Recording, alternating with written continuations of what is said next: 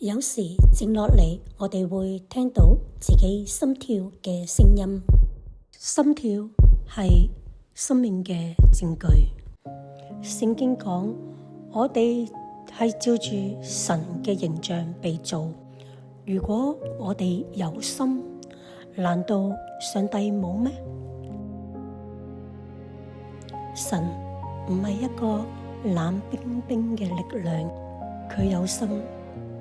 佢會憐憫，佢會心痛，佢會愛，呢種就係神嘅心跳。喺詩篇103篇8節，耶和華有憐憫，有恩典，不輕易發怒，且有豐盛的慈愛。佢唔係一時之間嘅感動，呢個係佢嘅性情。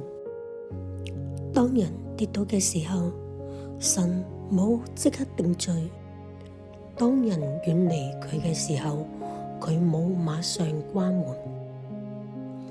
佢等，佢一直喺度等，因為佢嘅心一直為人跳動，就好似浪子嘅比喻裏面嘅爸爸一樣。兒子離開咗家之後，任意揮霍，去到人生嘅低谷。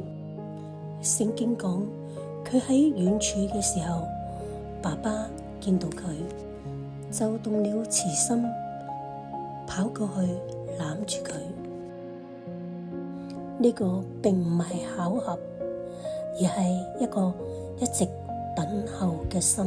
原來神嘅心一直為迷失嘅人去跳動。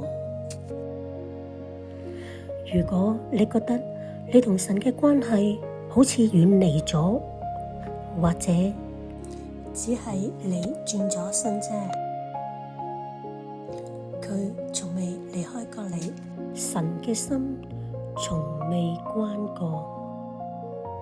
而十字架唔係宗教嘅記號，而係神為你為我甘願敞開佢嘅心。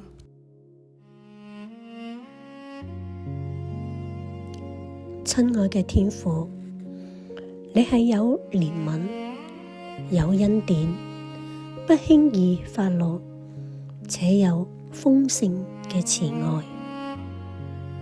有時我軟弱，有時我冷淡，甚至有時我都覺得自己唔配再親近你。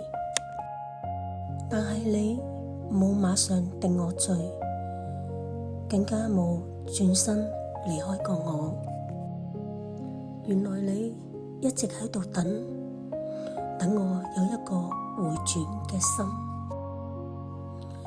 主啊，當我迷失嘅時候，求你用憐憫抱住我；當我跌倒嘅時候，求你用慈愛扶起我，讓我再一次感受到你為我跳動嘅心。我願意轉身，我願意歸向你。禱告係奉靠主耶穌基督得勝名求，阿門。